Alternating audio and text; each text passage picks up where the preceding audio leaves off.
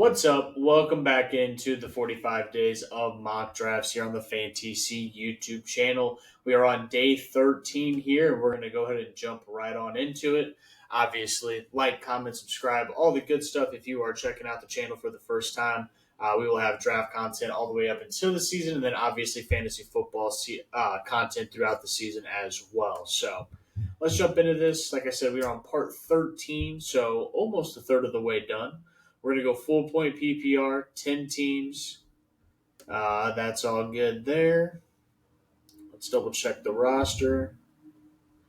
Yep, three wide receiver, one quarterback, two running back, two flex. All right, so we are good to go. Let's see what spot we get. We get the number 3 spot. All right, let's do it.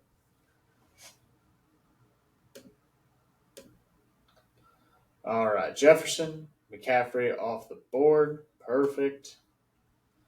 Gives me Jamar Chase, Cooper Kupp, Tyreek Hill, Austin Eckler. I think I'm going to go Jamar Chase this time. Let's see if we can go Jamar Chase. Let's see if there's a chance we can get Joe Burrow at the 5 spot. That'd be nice. Pretty standard 1 through 6. I'd take Hill over Diggs, but no issues really there.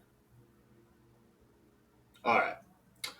Back to me. If you get Nick Chubb all the way back around at the second round, that's an auto selection. So I love Nick Chubb. Cannot pass up that opportunity to grab him.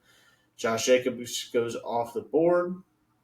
So now you can contemplate if you want to go early quarterback. Allen and Hurts is still available. I still think there's some good wide receivers. You got Olave, you got Higgins, you got Devontae Smith. I think all those three. And you can actually, I think DK Metcalf's at the end of that tier of those 4 guys. Brace Hall, Ramondre Stevenson, if you like either of those guys to build out your running back core. So this is a really good spot to be drafting. You kind of get your choice of how you want to build your team. And I kind of, like I said, I want to go a little early on quarterback if I can get Joe Burrow to fall to me. So I'm not going to go Mark Andrews. I'm not going to go the quarterback route. Brees Hall, Ramondre, Chris Olave, T. Higgins. I already got Chase, so I don't want to go Higgins. I'm going to go Chris Olave. It's been a lot of hype around Olave and the Saints this offseason. I'm starting to buy into it a little bit. I think he has a chance to be top 5 wide receiver potentially. So we'll see how that pans out. All right, nothing too crazy. It doesn't look like we got Joe Mixon falling all the way back to us. Joe Burrow did fall back to this point. Now, if we play the ADP game and try and get him on the next turn, that's a little risky. But I really like Joe Mixon's value here. You don't think they're going to take a running back where there's a good chance they do. And I just don't think Joe Burrow is a 4th-round quarterback.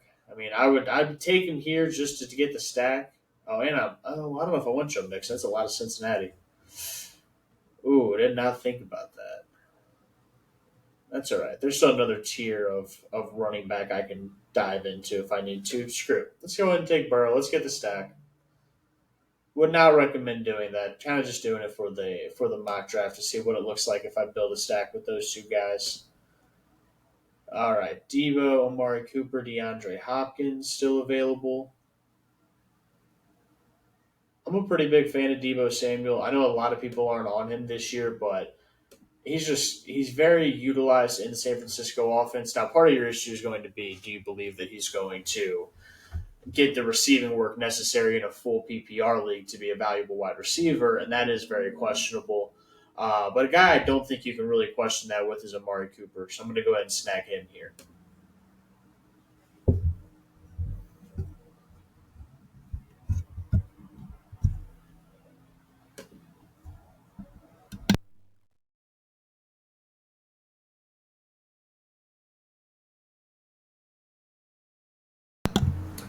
All right, let's see who we got back to us. All right, so there's that run of running backs. Pierce, Madison, Sanders. Really just, I'm not as high on Madison as I was. I need to dive into some Madison numbers a little bit more and kind of figure out where I officially rank him before we get too much into draft season. But I don't know. I've heard some numbers that kind of make me a little iffy on him. In the running back room, we still have J.K. Dobbins. I don't think I have drafted him yet. I'm not the biggest guy on J.K. Dobbins, and then obviously being put on the pup list is not ideal. And Man, I think I could go running back here and get two guys I'm going to be pretty happy with. And it's not two guys I don't think a lot of people are going to go with. Let's see, how far down the ADP is Rashad White? He's down at 73. Should be, I think, down in this area. Because that'd be 70. Yeah, 73 is here. So I would just wait and just go Rashad White if I could get him in the eighth, but I think he's going to be a seventh or an early eighth round pick. So we go Cam Akers here, and then I'm going to go James Conner on the other side of that turn to build out that running back core. Both guys that don't really have a whole bunch of competition for opportunity on their team, and both guys who ended the season last year pretty on a pretty good high note. So I think there's a good chance that they are, you know, good running backs to start the season. We'll see with health and such if they're able to hold up, but I think they're actually really good. RB2, RB3 to add to your team, especially when you have one as good as Nick Chubb to start. At this point here, tight ends, Fryermuth and Ingram. I may consider grabbing Ingram here,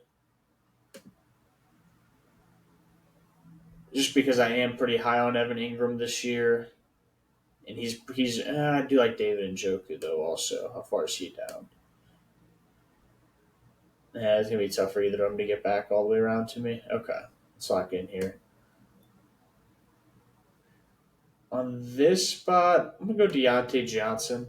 I think he's a solid wide receiver four to have on your team. He's gonna be a guy that's gonna get his targets. I mean, he's a really good wide receiver when it comes to getting open. Now he just needs to find his way into the end zone this season. He's gonna be a pretty productive wide receiver for fantasy. All right, do you want to go Evan Ingram?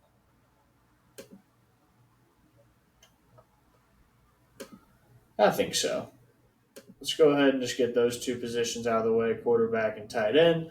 And now we can just build our last 1, 2, 3, 4, 5 picks with just running backs and tight end or wide receivers. I mean, I'm very content with that being my starting lineup week one, depending on injury, obviously, but pretty happy.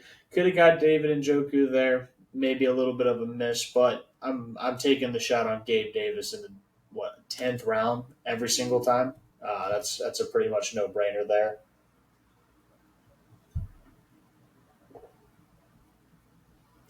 And then a guy. So I actually heard this on another fantasy football podcast that is number one probably in the world by a lot, but Jamal Williams could potentially be someone who's valuable for the first 4 weeks of fantasy, depending on how long the Kamara suspension is. So if you are drafting this early and you think Kamara is still going to get a 4, maybe 6 game suspension, I think Jamal Williams is a perfectly fine draft pick all the way down here in the 11th. But I'm going to go a different route here. I'm going to take someone, again, I have not taken very many times in drafts, and that's Zach Charbonnet. I think he's a guy that you could keep on your roster for 2 to 3 weeks and kind of see how he's getting used in Seattle and see what you want to do with him. Whether it's drop him, trade him, keep him and play him, keep him and hold him. Like, you're going to have a good idea with Charbonnet how involved he's going to be to start the season. Okay, so we are building out 1, 2, 3, 4, 5 wide receivers, 1, 2, 3, 4 running backs. Okay, I just can't take the shot on Odell. If you want to, I completely understand, but I don't think he's going to stay healthy. Lazard, Thielen, Myers, Moore. See, none of these guys really do anything for me in the wide receiver room here. McKinnon, Elijah, Algier, Singletary, Foreman. See, if I'm in this position, I want to take a shot on a guy that has pretty good upside, and I see that out of McKinnon, I see it out of Foreman and Kendre Miller. Again, depending on what you think on the Saints situation, but I'm going to go Deontay Foreman. Not really loving the pick necessarily, but I mean, if he ends up, there's a chance he could be the starting running back for the Bears. I think if you pick up a Bears running back to end the draft, again, it's another situation where you're going to know pretty early on whether you want to keep the guy on your roster or not. And then just because I don't think he's going to get back to me, I'm going to grab my favorite pick, Sky Moore, here in the second to last round. try to pick him up in just about every single one of my fantasy drafts. Just late, I think year two breakout potential from Sky Moore in the KC offense. Kadarius Toney already has a knee. What do they call it? Tweak. So I mean, there's just going to be opportunity for him. If he doesn't seize the opportunity, he doesn't. I can drop him. It's not a big deal. It's a 13th round pick in this draft. If he does, he could be phenomenal. So I love grabbing him at the last couple of picks. And then here, we already got Joe Burrow, so I feel kind of silly taking a backup quarterback in Russell Wilson, but I don't mind the dart throw in Russell Wilson if you do take like an Aaron Rodgers or something like that as your only quarterback, which this guy didn't, but you know what I mean. Um, what I'm looking at here, I don't really care about the rookie tight ends. Romeo Dobbs is interesting based off camp news. Tank Bigsby's kind of interesting. Um,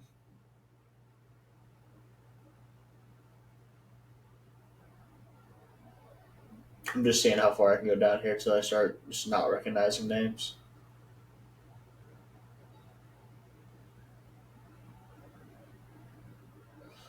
I wonder how many people are going to add Kareem Hunt if he's not on the team. I'm just going to take the Cincinnati backup wide receiver, Tyler Boyd. All right, that wraps up day 13 of our 45 days of mock draft. Thanks for tuning in. We will be back tomorrow. Tomorrow, we're actually going to have two others joining us, both on Tuesday and Wednesday's edition. And then I think Thursday and Friday should also be with a couple other people. So we're going to get some more opinions in here. Thanks for tuning in. Thanks for paying attention. Thanks for watching. All the good stuff. Like, comment, share. Peace out, everybody.